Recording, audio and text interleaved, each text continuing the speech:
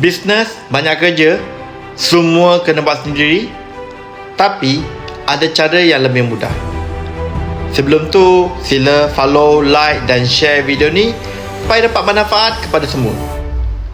Urus bisnes lebih banyak kerja.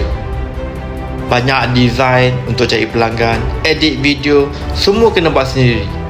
Kalau ada staff pun mereka ada benda yang terhad. Akhirnya, banyak kerja tertangguh dan masa pun tak cukup. Tapi sekarang, banyak app yang boleh bantu kita urus bisnes dengan lebih sistematik. Canva guna template sedia ada, tarik dan letak saja.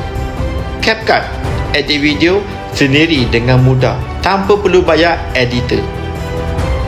ChatGPT dapatkan idea dan skrip marketing yang berkesan. Notion susun kerja dan urus tim tanpa pening kepala. Dulu Dennis semua buat benda sendiri, tapi lepas guna tools ni, kerja lebih lancar, bisnes pun makin teratur. Nak tahu cara guna app ni untuk buat bisnes? Komen nak belajar kat ruang komen atau pergi profil Dennis. Klik link kat bawah, isikan maklumat.